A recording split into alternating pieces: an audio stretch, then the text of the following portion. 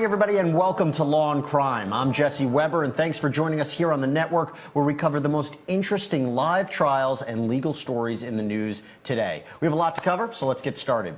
Okay, let's break some of this down right now. Joining me is trial attorney John Phillips. John, great to have you here back on Law and Crime. I want to get right into it with you. Can you help? Let's just start with, what is the actual legal definition of insanity so that we all know what to think about as we hear the facts? Right, I even pulled it up. So it's Florida statute 775027. The defendant had a mental infirmity, disease, or defect that because of the condition, he did not know what he was doing or its consequences, or that he knew what he was doing and did not know it was wrong. So it's a pretty open-ended definition, but unlike what you see on TV, this isn't one that juries hold on to,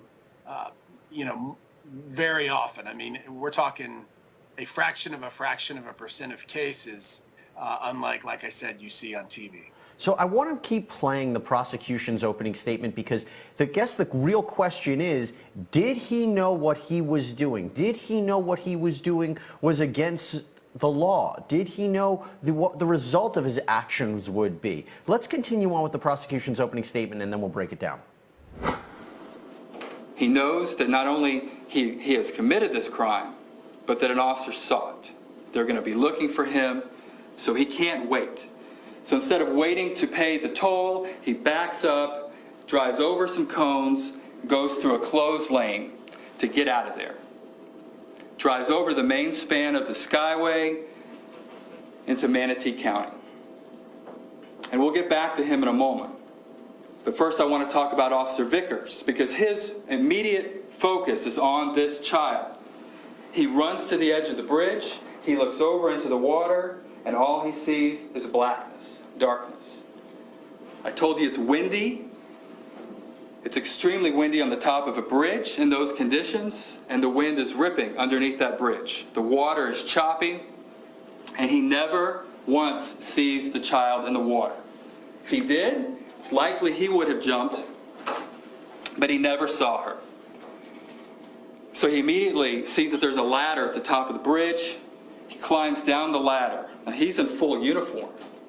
Remember, he just got off his shift, driving his marked police cruiser home. He goes down the ladder looking for this child. And you'll see pictures of the bridge in just a little while, and the ladder actually leads to a catwalk at the bottom of the bridge where he can go from east to west. And he does that. He's shining his flashlight in the water. He's calling out to this child, and he never sees her. No sign of her. By this time, he's radioed what has happened, so police officers from all over the city of St. Petersburg have heard this call that a man threw a child off a bridge. They're converging on that location as fast as they can. Some will go out across the Skyway looking for this man. Others go to the Dick Meisner Bridge, and they began for the child. Some of the people looking for the child were Eckerd College students. And you'll learn that they actually have a search and rescue team because they have a university that's right there by the Dick Meisner Bridge, and they put boats into the water to assist. And that's something that you'll hear they regularly do because of people who jump off the bridge from time to time. And unfortunately that does happen when people jump off the Skyway, and so they will go and they will assist. There was an Eckerd College boat that found Phoebe a half a mile out in the water. A group of college students who got a call in the middle of the night that they have to go and help. They find her body floating in the water. They call to other rescuers, and a fire department boat comes and meets up with them in the bay. They transfer the child from the Eckerd College boat from the hands of these students to the rescue professionals with the fire department. You'll hear that also on that very same fire department boat was Officer Vickers. He was determined to find this child that he saw go over that bridge. And he was actually on the boat assisting the fire department personnel looking for Phoebe. Officer Vickers tries to perform CPR on Phoebe. The fire department personnel are desperate to try and save her, but it's really no use at this point because she is dead. She'd been in the water for 90 minutes. She's cold. to the touch. She's not breathing. There's no pulse. They never, ever have any signs of life from the moment that she's found in that water. It's clear at this point that she had already drowned.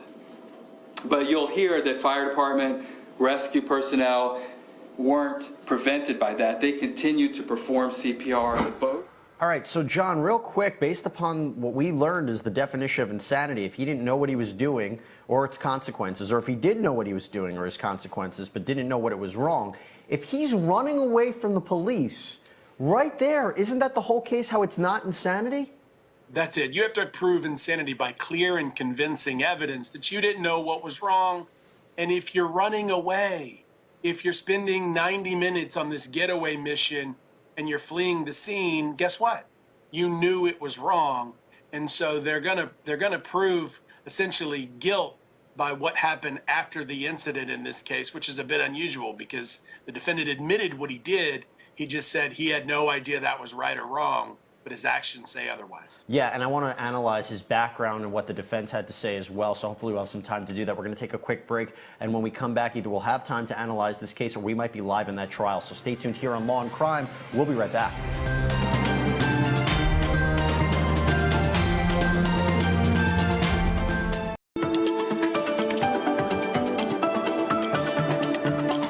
Welcome back to Law and Crime, everybody. We're previewing the John Johnchuk case. We're going to be live there, day 2. The prosecution, the defense, yesterday began with their opening statement, so that's what we're analyzing right now. And let's go back to the prosecution where they say, despite what the defense may say, that their client is insane, he wasn't. He was actually sane. He knew what he was doing. This was a deliberate action. He realized the consequences of his actions. Let's play a little bit more of the prosecution's opening statement from yesterday. And it has to be of such weight that it produces a firm belief without hesitation about the matter. That's what the law says. And I would submit to you that if you hold the defense to that burden of clear and convincing evidence, they will not meet that burden in this case. Because the defendant was sane and knew exactly what he was doing when he committed this murder. The defendant fled the murder. He knew what he had done, and he knew he needed to leave. He knew that what he had done was kill his child, and he knew that it was wrong, which is why he had to flee as quickly as possible. And that they will testify that that was the driving force, the driving motivation for this murder of Phoebe Johnchuk.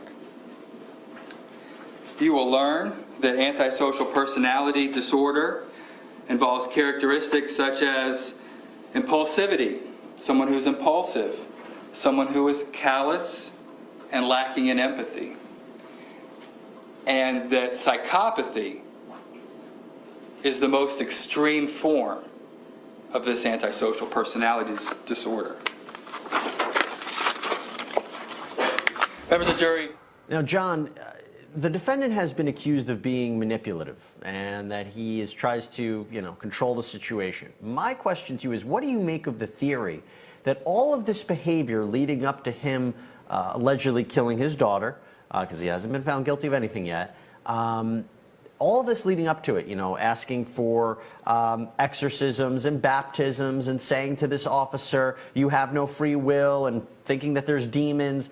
What would you say to the theory that this was all a ploy because he knew what he was going to do and pretended to be insane? Whether it was a ploy or whether he was under the influence and thus acting irregular, it doesn't matter. It's not going to help him, I guess. It definitely does matter. But they're looking at the broader picture of whether he knew right from wrong. And you're not going to take statements in isolation of someone that has, let's just say, misrepresentation, using people, a history of abuse, emotional abuse in his past. They're not going to free him on the comment to the police officer, "You have no free will." It's bigger than that. And look, I think people want answers to this. They want to understand, hey, you know what, he's insane. He didn't know what he's doing. Because how could a rational father do this to his daughter? But let's see what the prosecution had to say about why would a man, and they claim he's not insane, why would a man do this to his daughter? Throw her off a bridge 62 feet into the water and she drowns. Let's see what the prosecution had to say. Members of the jury, we are confident that with the evidence in this case, you will see that the defendant, John Chuck Jr., committed this murder to punish his mother and the mother of Phoebe John Chuck. He told his own mother 3 days before the murder that he would fuck up the rest of her life, and he made good on that promise.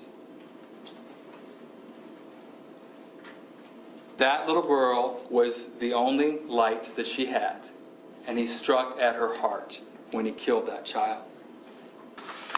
Members of the jury, the defendant was sane when he committed this murder. He's presumed sane today, unless shown to you by clear and convincing evidence otherwise. He was sane when he committed that murder.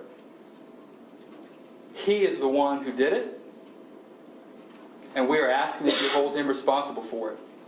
There's only one verdict that speaks the truth in this case, and we believe that if you follow the evidence, if you apply the law, and you apply your own common sense, you will return the only verdict supported by all three: the evidence, the law, and your common sense.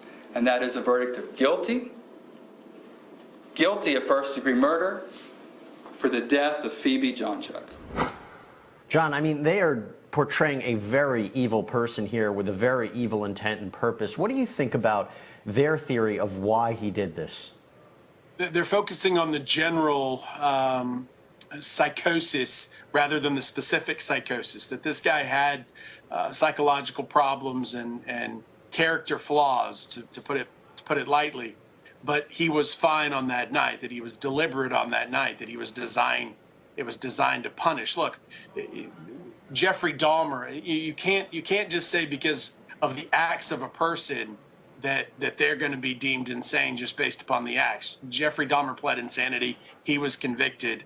There's probably been no more deranged person than Jeffrey Dahmer, but that's not the standard. Right, because you don't want to just say, hey, it's so easy to prove insanity because then everybody could do it, and that everybody that commits a murder, obviously there's something wrong here. But the question is, does it rise to the level where they really didn't even know what realm they were in, what was going on, what they were doing? Because you would imagine a perfect situation for a defense attorney would be, hey, somebody kills another person, they don't even realize what they did, what they even did, and they didn't even realize it was against the law or against societal norms. That would be a perfect insanity situation. And here, based upon what we've seen, it seems the defense will have an uphill argument. I'm telling you what we're going to do. We're going to take a break. When we come back, we may be live in the day 2 of the John Chuck case. So stay tuned here on Law and Crime. We'll be right back.